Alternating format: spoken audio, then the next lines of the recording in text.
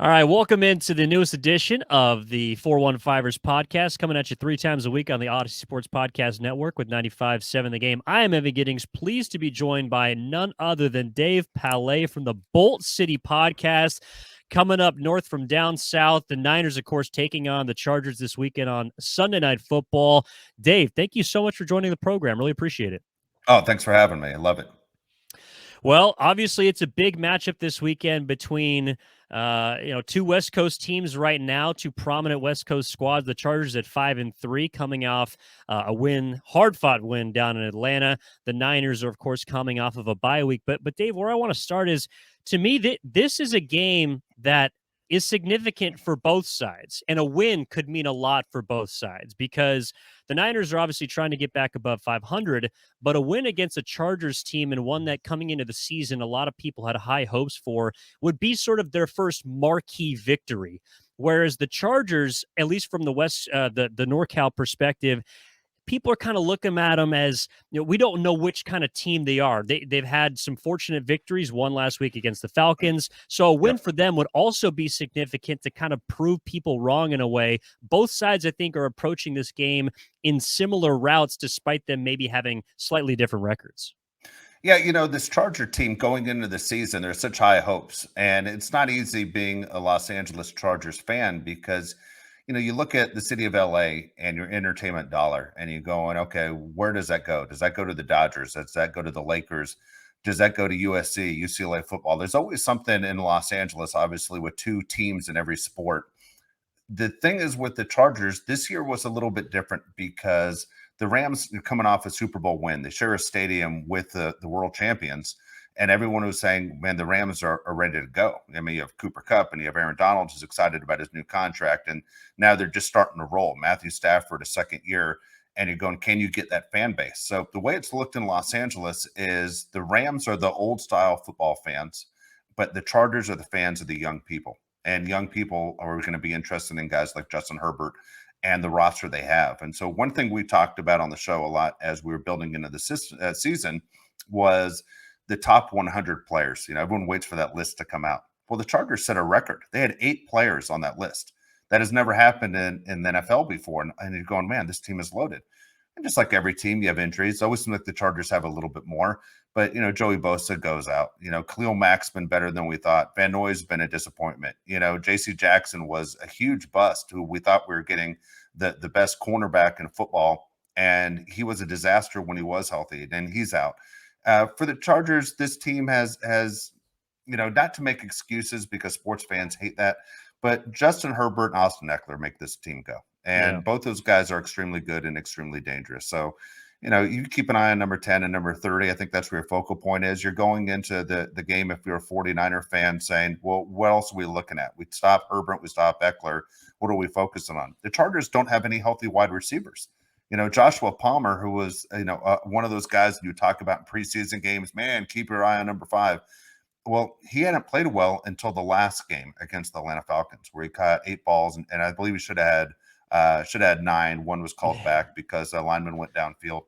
I think he also dropped one that turned into an interception. Oh my goodness, you're absolutely right. As we said, skillet hands, catch the ball. So it's been disappointing. You nailed it though. They haven't had that big win. They've had some major losses. The big losses that really hurt were Jacksonville at home, and it wasn't a close game. Jacksonville came to SoFi Stadium and blew them out. And then you look at Seattle on the schedule, and I don't think people realized Seattle was going to be what they are, and Seattle had no problem with them at all.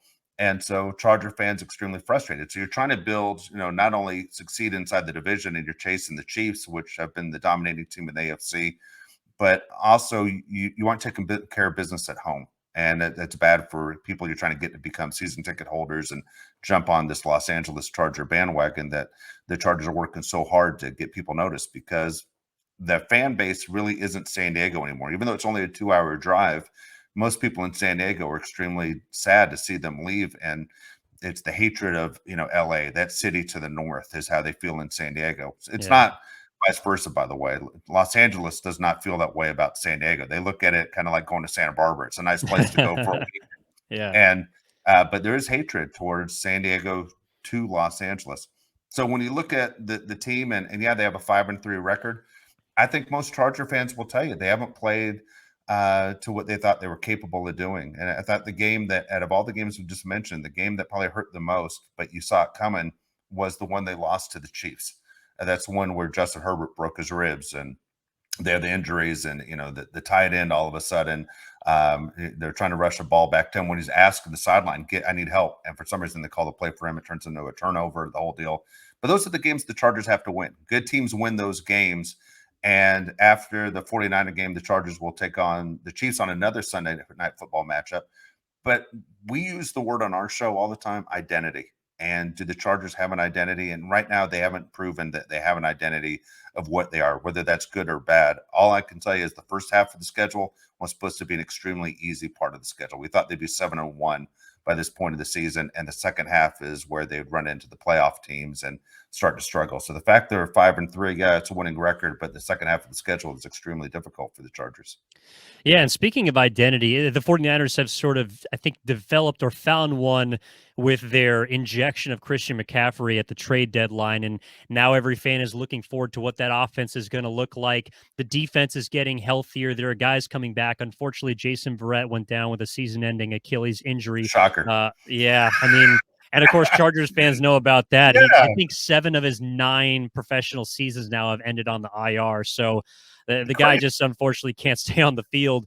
But that's where actually I wanted to talk to you about the injuries specifically for the Chargers, because you mentioned Bosa being out. Keenan Allen has missed a lot of the season. Mike Williams has gone missed down every game, but I guess could you combine what he did in 2 games? He's played 1 game this year, if even Yeah. that. I mean, this J.C. hamstring Jackson, injuries. of course, with the broken kneecap. Rashawn Slater, a torn bicep. I believe the same week that Yes. Bosa went down. So, Yep. and then of course Herbert's got the, kind of the rib cartilage injury, and we're still not exactly sure how much that's ailing him. I thought he looked at least a little more like himself against Atlanta, but you're not sure how close to 100 he is. If you had to choose kind of an injury on the Chargers that's been the most impactful, that's something that we've tossed around for the Niners throughout this year, because Trent Williams has been in and out. Nick Bosa missed a game. Deebo Samuel's questionable Yep. return, along with a couple of linebackers for them, Eric Armstead. If there is a guy who's been, I think, missed the most on the Chargers, who do you think that would be? I'll be honest with you, I think it's Keenan Allen. And Keenan Allen, for people who aren't aware, injured his hamstring in game 1, came back, tried to play a few weeks ago, and then couldn't finish the game. But it's been the hamstring injury with Keenan Allen. It's just, he's one of those guys that, even though he's not the fastest receiver in the league, I think he's the best route runner in the league. And he's always finds a way to get open. And so for Justin Herbert, I think you're going to find out later on that this injury to his ribs is more severe than we let on, because if you watch the Chargers, you'll see it on Sunday night. He doesn't attempt to pass more than 20 yards. They just don't let him ever air it out. And you wonder, how healthy is he? But I think Keenan Allen, I would love to tell you Joey Bosa, as we say on our show all the time, Joey Bosa is not Nick Bosa. There's a big damn difference. And to the point where you watch Joey Bosa and you go, dude, what happened to the kid from Ohio State? Like, how bad do you want it? And it becomes very frustrating. You never see a guy in the NFL, I think, pull himself out of more plays than Joey Bosa constantly. It could be 3rd and 8, and you go, all right, well, this is where we need Joey Bosa to step up, and he's running to the sideline. I need a breather. And it's been frustrating his whole career, but the Chargers have paid for him like he's on his way to the Hall of Fame, and he's not that guy. He's not Nick Bosa. He's not his brother. So when he got hurt, we kind of just shrugged our shoulders and said, what do you expect? He wasn't as good as we thought he was. And it was, to me, one of those. I think the Chargers have wasted a little bit of money. The surprise has been Khalil Mack has been the surprise. I think a lot of people thought there wasn't anything left in the tank, but Khalil Mack has been outstanding for the reuniting Chargers. with Brandon Staley, who was his linebackers coach in Chicago. Exactly. And it's been a huge plus, team leader, the whole deal. But I would say overall, going back to your question, great question. We haven't even brought this up on our show, was what injury do you think is the biggest one? I'm going to steal that today when we do our show later tonight and and ask those guys the same thing. But I would go Keenan Allen. I'd go Keenan. Yeah, I'm kind of there with you, just because I think, sure, the rib has absolutely impacted Justin Herbert's ability to move the ball down the field, but also he just hasn't had many options that can get down the field and get open, like you're talking about how Keenan Allen can. So I think that's valid. One of the big concerns for the Chargers, I'm sure, looking at a Niners team, is their ability to run the football. Right now, the Chargers are Yeah. giving up 5.7 yards per carry. That's last in the NFL. I mean, do you see that changing at all against a Niners team that likes to pound the rock and now has basically a new toy in the backfield in Christian McCaffrey? I'll be honest with you. This game, out of all the games on the Chargers schedule, this is the one that I'm afraid is going to be bad. Is Mm. all the other ones I look at and go, the Chargers playing up to their capabilities, can win this, win any against any opponent. This matchup to me against the Niners is the worst one, and that was even before you got Christian McCaffrey. The fact that you have Debo, from what we're hearing down here, is that Debo is supposed to play. You Yeah. obviously know more than us. Christian McCaffrey, though, is a freak. And everybody knew, all the way through. If you play fantasy football, I mean, he was the guy you wanted, assuming he was going to stay healthy for the last few years. Now you have two of those weapons. You have two guys on your offensive side of the ball that are almost impossible to match up with and stop. Two of them. One of them's tough enough. If you guys had it and acquired Christian McCaffrey, we'd be talking for an hour about Debo.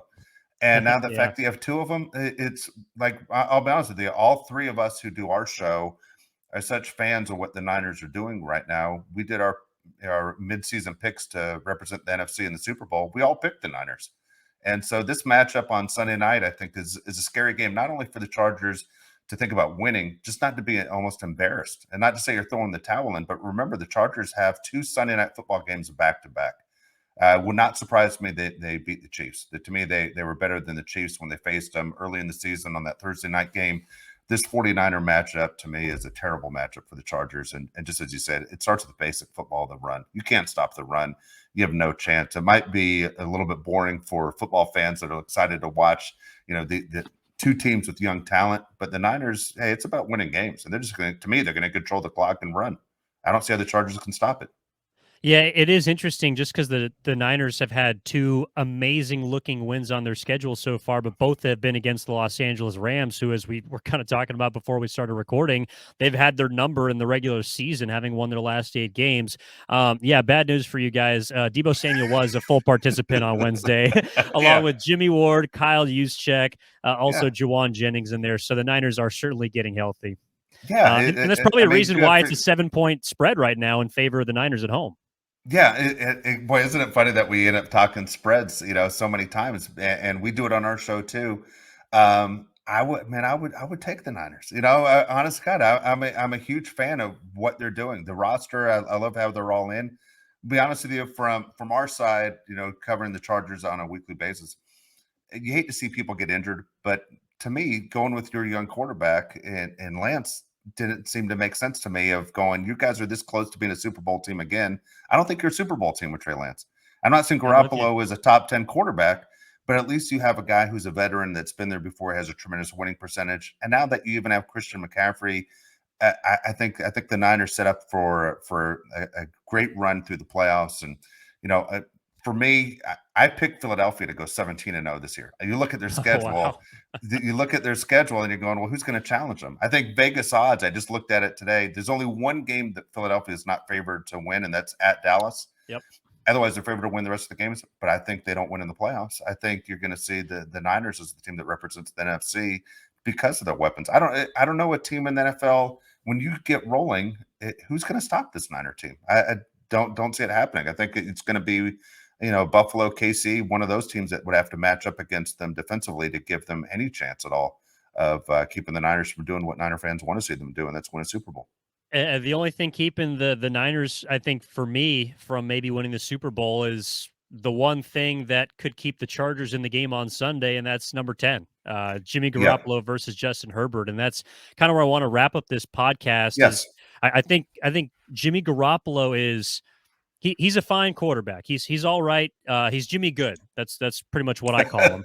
It's very good. Jimmy Good, not Jimmy Great. Whereas Yeah. Justin Herbert, of course, has such a more volatile slate of performances going through his first now 2.5 years thereabouts.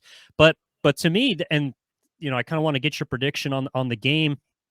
To me, that's the only reason why I could see the Chargers covering and maybe being able to sneak out a win, is just because you have the wild card of number 10 on your side, whereas you have exactly pretty much, a penciled in 220 yards, 1 touchdown, maybe a turnover. Jimmy Garoppolo on the other side, he's much more easier to project than a guy like Herbert. Do you feel like that might be the only avenue for the Chargers to win this game? Before I get your prediction, I have the Niners winning this game, and I think it's going to be like 30 to 20. So I would take them to cover the spread as we're talking about, but I'm curious what you think the result of this game is going to be. Justin Herbert's very interesting because anyone who's ever met Justin Herbert, you become a fan immediately. I mean, he's the kind of guy that you'd invite over to the barbecue, a party, whatever. He's really nice guy. But there's a point where you have to walk in that room. To me, if you're an NFL quarterback, you are the face of the franchise, and the average football fan can't name a bunch of players on different teams, but they all know who the starting quarterback is. And Justin Herbert is almost too nice of a guy. Like, I was really hoping when the trade deadline was approaching that you would see Justin Herbert went into Tom Telesco's office and said, "Look, man, you got to help me out. I got receivers who are broken down. I think we have talent to win. The Chiefs, to me, are a team that we can play with them. Right now, they're a game behind them. They can even that up in a week, depending what happens with this game. But Justin Herbert isn't that guy. He's not that guy. I'm not saying you have to be a jerk, but at the same time, take control. This is your franchise. Justin Herbert is the franchise. Austin Ekeler might be the MVP of the team, but this is Justin Herbert's franchise. We look at his overall record. It's a 500 record. He's never been to the postseason. So one of the big talks in Southern California was, who was the better quarterback? Was it Tua or was it Justin Herbert? And Charger fans were saying, "Oh, we got the better quarterback." Well, right now, Tua is an MVP candidate, and Miami's a team everybody's talking about, maybe the most exciting team to watch in the NFL. Not saying that Herbert can't be that guy, but I'd say it's frustrating. And unfortunately, what's going to start happening in Justin Herbert's career if it stays the same, people are going to start pointing the finger at him, going, "It's his fault." And probably isn't his fault, but that's the way fans are going to look at it. Because this is a 500 quarterback, and you don't want him to be in the same situation as Jimmy Good. You want him to be one of the elite quarterbacks. And for someone like me who's watched Charger football for more than 30 years, I'll honestly tell you, I think he's the best quarterback this franchise has ever had. I think he's better than Dan Fouts. He's better than Phillip Rivers. Drew Brees wasn't Drew Brees when he was here, but he has all the potential to be the guy. And to me, I don't think the Chargers exactly are putting him in the right spots to be the guy. I don't know if they have the right offensive coordinator, the right head coach, and definitely not enough weapons when you're looking at all the receivers go down and you're relying on your number 3 guy to be the guy. Because there's not a number 1, number 2, number 4, number 5, even behind Joshua Palmer that can help him at this point. That Herbert needed major help, yet good teams went out and made deals to make that run like the Niners did and the Chargers didn't. And so I'll give you my final score. I don't think it's going to go well for the Chargers this week. It's the only time I've ever picked against the Chargers this entire year. I'm looking at 34-13. I think 49ers run this game, control from start to finish. They control the clock. They control everything that goes with it. And I think the Chargers have a tough time in this one. I expect them to bounce back the following week against the Chiefs. But I think this matchup with the Niners is a terrible matchup for this Charger team. Well, if it makes you feel any better, Dave, the last, I think, 4 games that I have predicted have gone the opposite way. So I picked against the 49ers. I picked for the 49ers. I'm 0-4 on 2-2 for the Niners. So maybe there's some solace in that for you guys. Oh, my God. Well, I will tell you this. In last week's game against the Falcons that the Chargers won, I told the guys I do the show with that if the Chargers lost to the Falcons, I would walk from Atlanta back to Los Angeles. Thank goodness the Chargers pulled that out. But my one of my co-hosts, Mario Heron, said he would punch himself in the face as hard as he could. I saw this. And he did it. I was so uncomfortable, but he almost broke his orbital bone. But he did. He punched himself in the face as hard as he could. And it was one of those, like, he wants to see him do well, and you shake your head if you're a Charger fan. But it's been like this from franchise history. It's just there's an empty trophy case, and when are they going to finally put it together? And so I don't think it's this weekend against the Niners, but I think they're capable of putting some wins together here and making a run in the postseason. I was going to say it might be the 49ers punching the Chargers in the mouth this weekend, but we will certainly see. Dave Palet from the Bold City Podcast. Go follow him wherever you download your podcast, along with the rest of his crew. Dave, we appreciate you so much hopping on the 415ers, man. My pleasure. Thank you for having me. Thank you so much. All right.